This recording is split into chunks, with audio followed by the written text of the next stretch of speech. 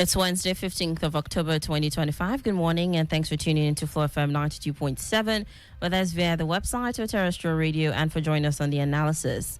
Now, the headline news analysis is a platform for you to debate and talk about trending national stories, whether it's the one we brought to you at 7 or anyone you see in the national dailies you'd like to talk about. You can definitely bring it up, and we can analyze it with the analyst in the studio this morning. We just have a few rules on the program.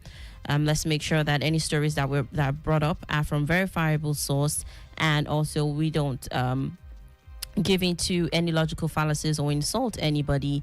And also you have 1 minute to share and pass your comments so as to give room for other people to make comments as well. And you can call us on 0807 777 9927. Again, 0807 777 9927. Now, this is also to remind you that we're streaming live on YouTube and on Facebook this morning at FlowFM 927, so you can get in on the conversation and what's happening live in the studio, basically. All right. Good morning to you, Nicholas. Good morning. How are you doing this morning? Fine, thank you. And, you don't seem as happy as I was expecting. I was like, with the whole Super Eagles thing, I was very... Yeah. Mm-hmm. But, actually, I was thinking that I was going to see Adedayo. Mm-hmm. And I sincerely hope he's not binging himself, Absolutely not. He's just not available this morning. Okay, well, I hope he's okay where he is. He is okay. Celebrating the Super Eagles, victory over Benin Republic. You should be, too. Yeah, but... Okay. It's one of those things, really. Yeah. The Super Eagles, of course, they came out of their shell yesterday and really, played true to type. That's the kind of Super Eagles that I know. Okay. And we have been saying it for a very long time. You see, what it takes to be in the Super Eagles, you must have a gladiatorial spirit. That is, what gladiators are. It's the feeling of we die here. That is it. And that was what it took to the pitch, and we saw the result. But, we haven't qualified for the World Cup. You have to do playoffs. We have to do playoffs too. With Gabon in Morocco. In Morocco. You qualify for the Continental, then you go for the Intercontinental again. I think it's in Mexico. So you're worried for the team? I am worried. But, but with Victor Osimhen on it, he had a hat-trick, back-to-back, 3 goals. Normally, you see, the thing is that in those two matches, crucial matches where Osimhen wasn't there, we weren't firing very well. So, and that is what it simply tells me is that we have just one option at getting victory. I'm never comfortable when my moves are predictable. I prefer a situation where we have options. Maybe we are just starting. Maybe we might get there somehow. With this combination of Arokodare and we've been trying Arokodare, trying a couple of other guys. We tried this other guy from is it Celtic?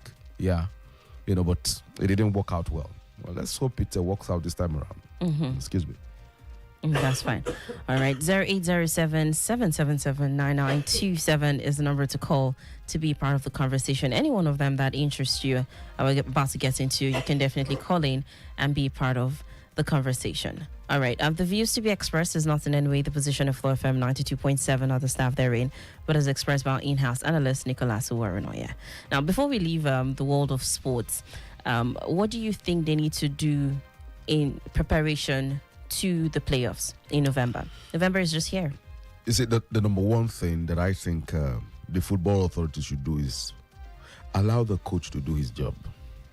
Because, you see, it's like the big elephant in the room when we discuss sports administration in Nigeria. You see, you have this covert influence of politicians in decision making and the choice of players, that goes on the pitch to play. If you have confidence enough to hire a coach, allow him do his job. That's number one. Then 2, you have to provide logistics. Provide logistics for the team. What we are going to be facing is something very, very... We've never... This kind of player, I'm not sure when you go back in history, I can't remember any kind of playoff we've been in. So this is something new. And you see, gone are the days when you have an NFF that would deploy massively to go and do scouting, thorough professional scouting, as to what are the likely obstacles. Where are we going to play? You understand? What zone, what part of Nigeria, what part of Morocco is it going to be played? Are there Nigerians that can come out and rally support for Nigerians? You see, because there are some off-pitch maneuvers that has to be done. And I sincerely hope that the football authorities are listening, because that might just be the difference. That might just make the difference. The difference. Yeah, exactly. That might just make the difference. And again, I sincerely hope too that CAF, as the Continental Football Authority, should be particular about Africa having proper representation by making. We are not saying you should favor Nigeria, but make everything okay so that the best team actually represents the continent. We don't want, now we have close to just about 11 slots or thereabout. You understand? But if we don't perform well, there is a likelihood that they might knock us down to 9 again, or maybe it's even lower. Because you see, when we go in and we perform, you have your teams perform very well, move beyond the first round into the second round, perhaps quarterfinal, semi-final, even final. So there is a likelihood that you have more teams, playing in the World Cup. Okay. Well, our hearts are with them, and we hope that their morale is high for the playoff in November. All right, let's move to another news story real quick. The federal government has revised Nigeria's tertiary admission guidelines, removing mathematics as a mandatory subject for students seeking entry into arts and humanities program. Now, the change is part of the newly released national guidelines for entry requirements into Nigerian tertiary institutions. The Minister of Education, Dr. Maruf Tunji-Alausa, described the revision as a deliberate effort to remove barriers to higher education while preserving academic standards, as the policy aims to broaden access and expand opportunities for students across all fields. Now, a lot of people argue that mathematics is important for critical thinking, and it's a really important subject for students just generally.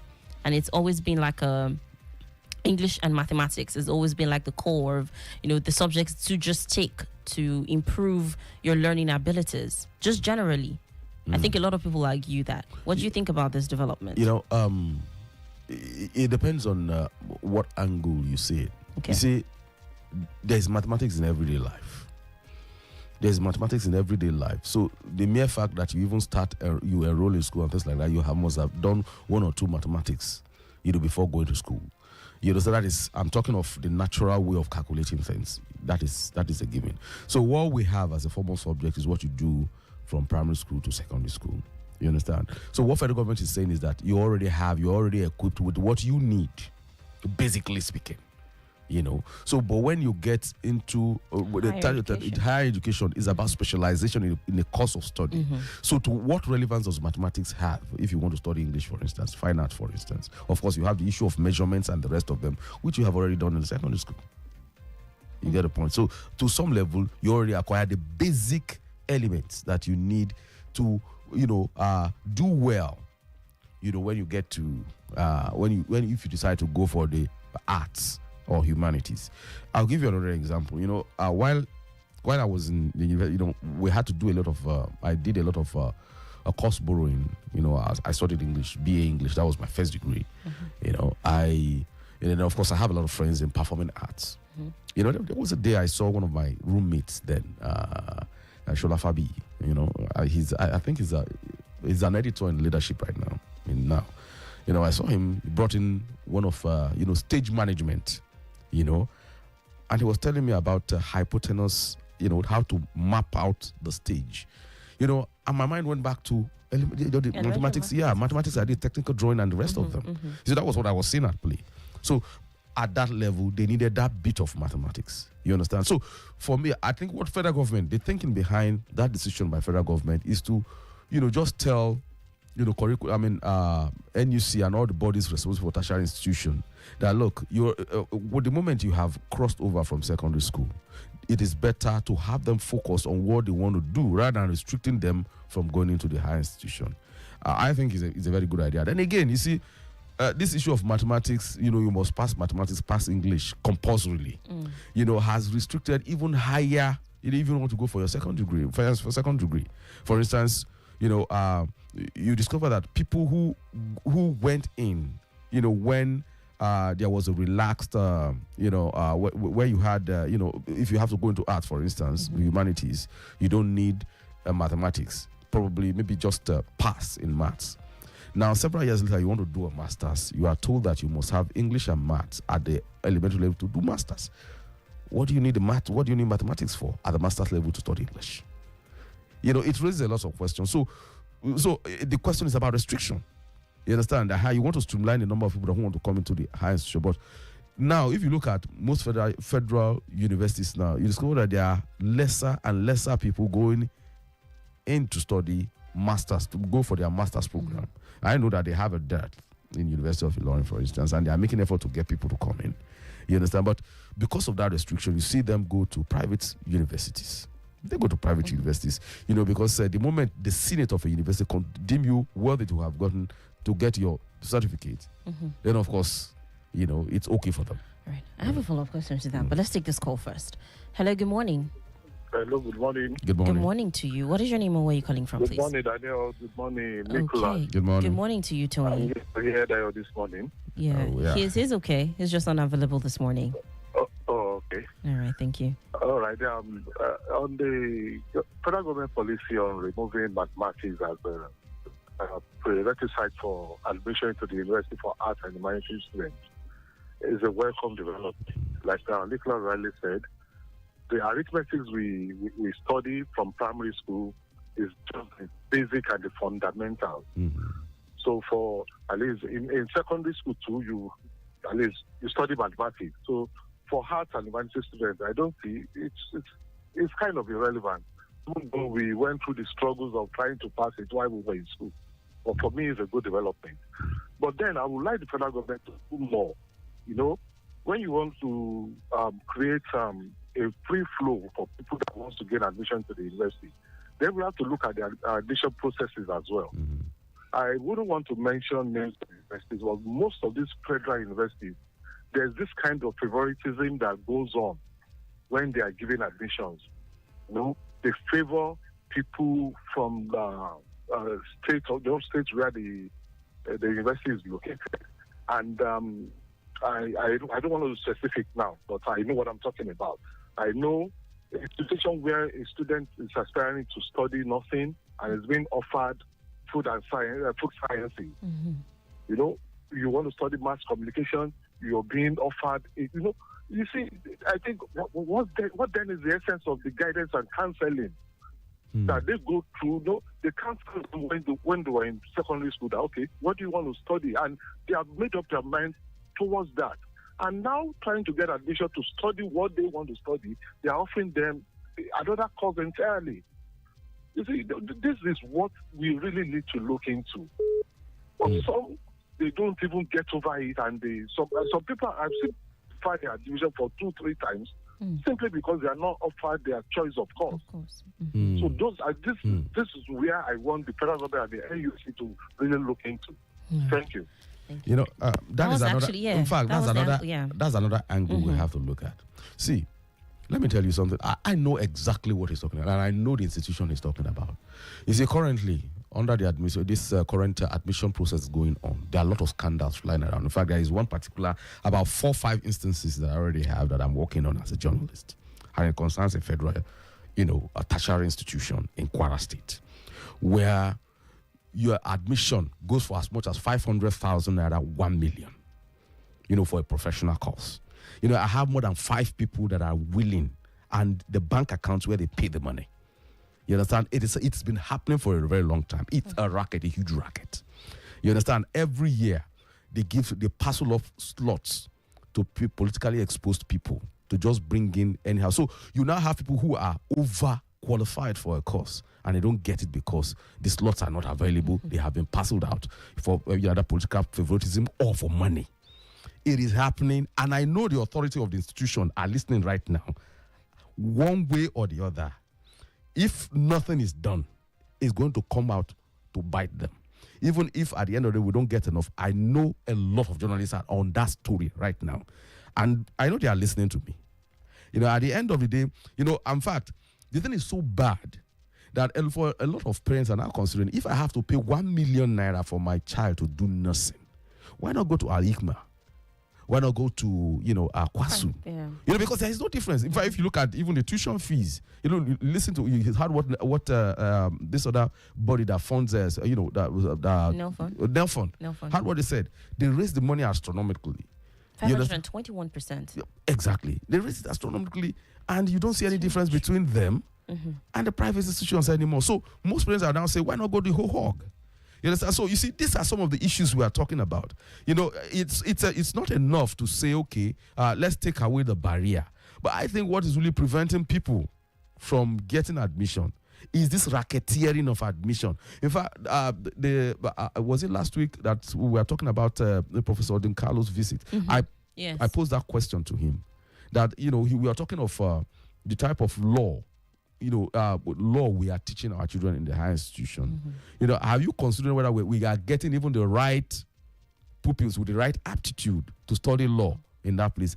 And we're talking in terms of you know, admission racketeering. And he said he's aware that, as well, of course, he's a member of, he's a board of, you know, governing body of a university, you know, a federal university, in a state university in Anambra State. And he knows that this is a rampant, you know, practice across the country.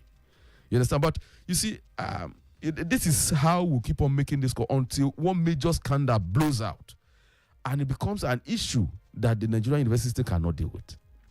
So before it's such very a big. scandal blows out, is there anything that the federal government can do to put a lead on it? You know, you see, to a very large extent, I think whistleblowing is not a very good tradition in Nigeria. You see, because these are the places where you do whistleblowing.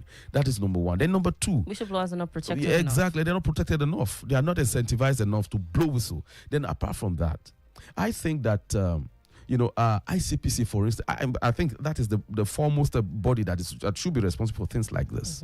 You know, you see, what you need in this instance is sting operations every year when there's admission. You know, get people, you know, within, you get at least 2, 3, 4, 5 people that want to get into university. Use them to do sting operations some of these universities so that you can wrap it up. You know. Let's take another call real quick. Hello, good morning. Hello, good morning. Okay. Please do also try to connect back. 0807-777-9927. That's the number to call. Let's move on to another news story real quick. The House of Representatives has stepped in to mediate. Pardon me. All right. The House of Representatives has stepped in to mediate the ongoing dispute between the federal government and ASU following the union's 2-week warning strike. Is the third day, as it is, and lawmakers are urging both parties to resume talks immediately to prevent another prolonged shutdown of universities. Now, the strike was declared over unmet agreement and funding issues, and has raised concerns about disruptions to academic calendars. The federal government has been talking about academic calendars and national development. Now, the House has set up committees one that's chaired by Speaker Tajuddin Abbas to facilitate dialogue and ensure lecturers return to classrooms. It's also called for permanent consultative platform to avert future strikes. Yeah, How effective would this committee be? No, you see, the National Assembly has always been effective in the areas of mediation. You know, like I once said on this platform, you know, industrial relations is a tripartite thing: the employee, the employer, and of course government. So, and the National Assembly is a part of government. You know, so one of the arms of government. So sometimes they can, you know, they can come in and mediate. And there have been instances where they have mediated and there have been success. So we can only pray that they come in with all sincerity, because I don't think that the Minister of Education in this instance has been sincere. You know, saying that they have given ASU all what they want. You know, I don't believe that. I don't believe it 1 minute. You've given me all what I want. I'm still agitating. It doesn't make sense. I mean. All right, let's take this call. Hello, good morning. Hi, good morning, Danielle. Good morning. Good morning to you, Zikara. How are you doing? Nicola. How are you guys doing? I'm fine, thank you. Fine, thank you.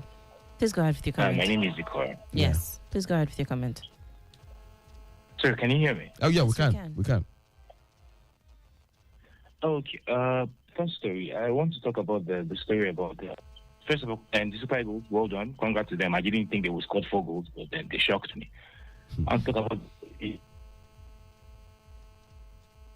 Hello. on the point. They're acting like mathematics.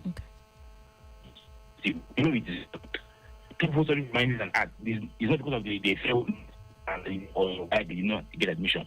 It's because of this whole admission racketeering thing that is going on. I feel like if they want to solve this issue, they need to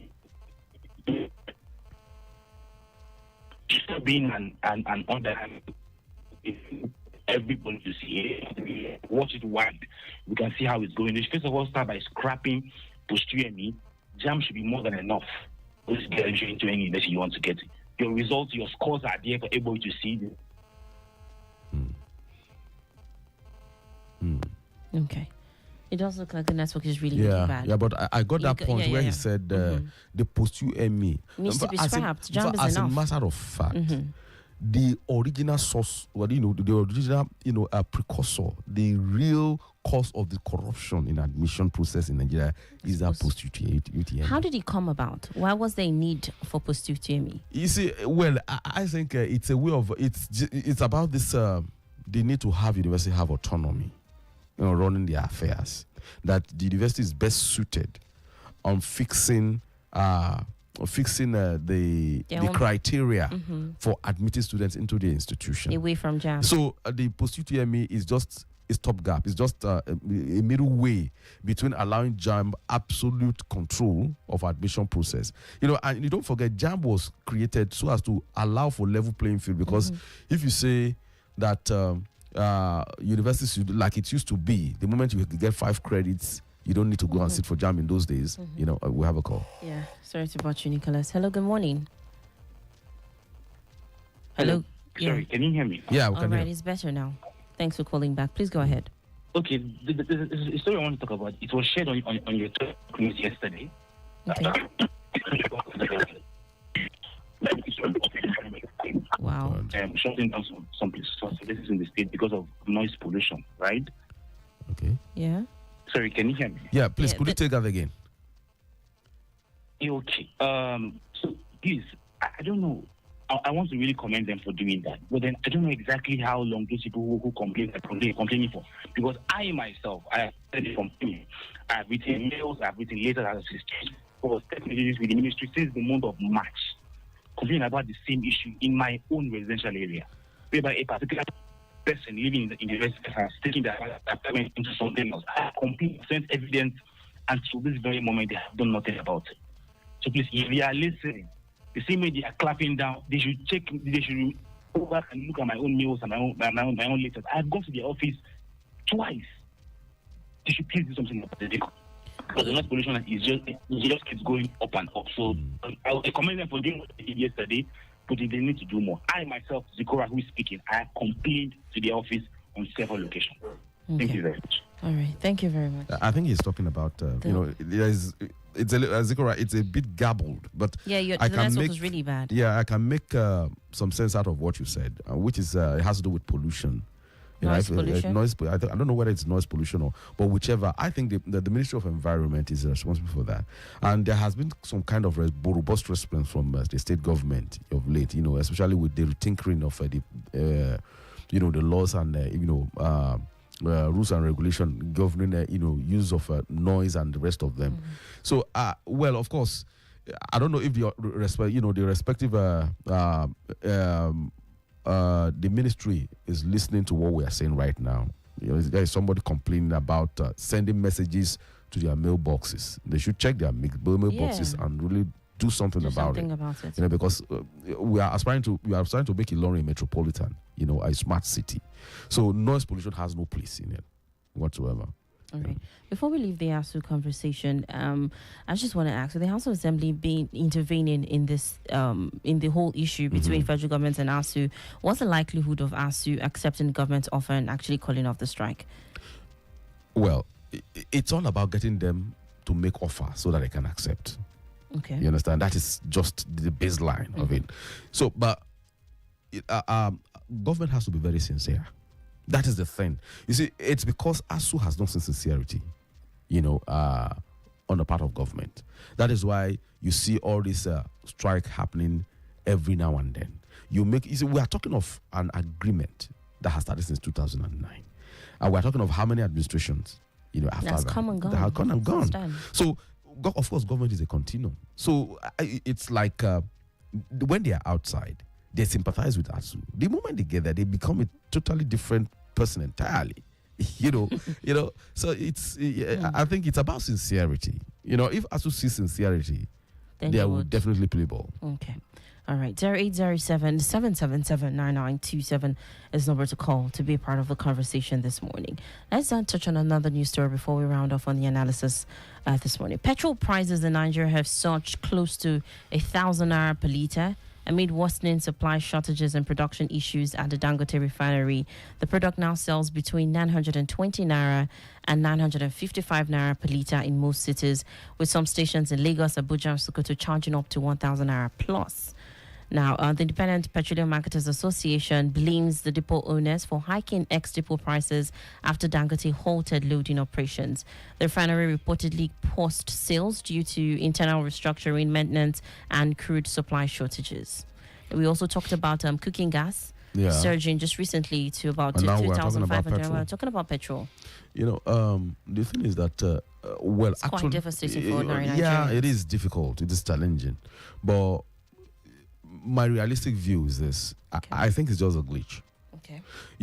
Don't forget, there has been a major kind of development in the petroleum distribution sector, with the onboarding of Dangote refineries. So I do not expect the system to run seamlessly. There's going to be a period where you are going to have some glitches, iron out of issues, and of course, having to shut down some aspects of, the automation so as to, that is a retool and refine. So that is going to lead to, spikes in pricing of petroleum before it gets stabilized. Sorry to watch you there. Let me take this call. Hello, good morning. Yeah, hello, good morning. Good morning. Yes, good morning to you. What is your name and where are you calling from, please? Mayor from Basin. Mayor from Basin. Please go ahead. Well, for me, I will not congratulate the Eagles here, the Super Eagles, because the work is just started. But they have to play the playoff before the intercontinental playoff as well. So for me, we should have done earlier. We are not doing it at the end of the qualifiers. But it is what it is. We just have to do what is needful by the coach and the player and the mentality as well. Good morning. All right. Thank you very much. All right. Well, just go ahead. Yeah, of course, you are going to have a mixed reaction. Views like that being expressed by a mayor might just be significant. Because you see, the honest truth is that most Nigerians are, disappointed. We are disappointed, over the mediocre performance of the Super Eagles all this while. But again, I think the reason why I'm happy is that what it simply confirmed for me is that we have a problem at the technical area, the choice of coaches, because when they brought in Finidi, they brought in Passero, I had my misgivings because I spoke out then that these coaches don't have the requisite skills and the experience to manage a team of Super Eagles caliber, But with the consistency we've seen now, you see, we are beginning to get results. All right. So that is the results keep trooping in like this. Sincerely get hope so. More results. Yeah. Good results. We have a comment from Facebook. Dr. Mrs. Umar Labar. She's talking about the news story where the Nigerian Association of Registered Doctors renewed its demand for federal government to reinstate five doctors dismissed by the management. And they were talking about how is one doctor to about 9,000 patients rather than 1 to 600. And she says, why can't this government make our healthcare system suitable for all Nigerians? So they keep flying those in government abroad for treatment while the rest of us have our fate in our hands. This government pushing us to the wall should desist from playing on our intelligence. That was her comment. We're unable to take any more comments. Our time is far spent. Thank you so much for joining us on the analysis. We'll take this conversation and take it up tomorrow as well. Yeah, exactly. From 8 o'clock to 8:30, God willing. Please join us then as well. The views expressed is not in any way the position of FlowFM 92.7 or the staff therein, but as expressed by our in-house analyst, Nicholas Uwerunonye. Sorry I can't get your closing thoughts. Our time is really far spent. Okay. We'll be back tomorrow. I'm Danielle Shitta-Bey. Have a wonderful day.